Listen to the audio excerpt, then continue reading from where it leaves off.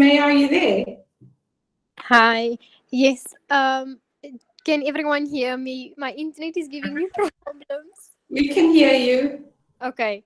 I just wanted to ask. I joined a little late, but this is about developing mathematical abilities at a young age. So, I'm privileged enough to come from a background where growing up, my mom introduced me to educational games.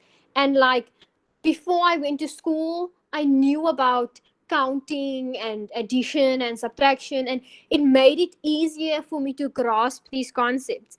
And a lot of children, especially like, okay, I'm not sure about the world, but like in South Africa, and the backgrounds they come from and what they do at daycare or preschool and stuff like that, it may not develop like the math background.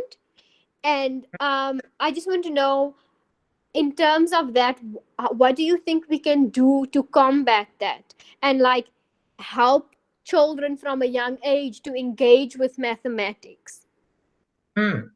That's a good question.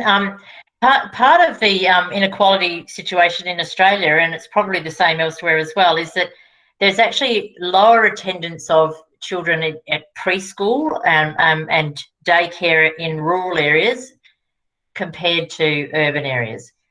And the Australian government has done a lot of work in recent decades, really, on raising the quality of care in daycare, like the qualifications of the educators that work in childcare, and trying to raise the quality of that. And now education departments and governments are trying to increase the rates at which children in low SES and rural areas particularly attend those settings, in the hope that they will get some of those experiences that their parents might be less equipped than more middle class parents perhaps to provide.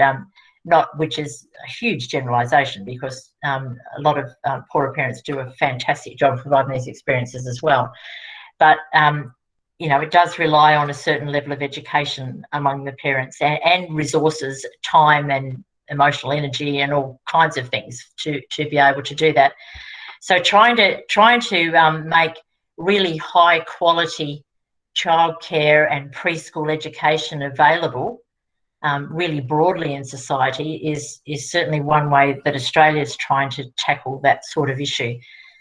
And I think other things that I've seen some schools do is trying to having programs to try to engage families and parents in their mathematics program. So there might be a school age child, but other children at home as well. And if we can get parents engaged in mathematics through their school age child, we can give them things they can do at home with other children too. So that might be another part of that solution, but it's not easy as well. So Yes, I also just wanted to comment that like mom once spoke about, because she teaches mathematics at like underprivileged school, and she has always spoken about like starting like almost like a community engagement where like we go to these preschools, because sometimes you have daycares because parents are working like the whole day, so they send their kids to like someone, and this person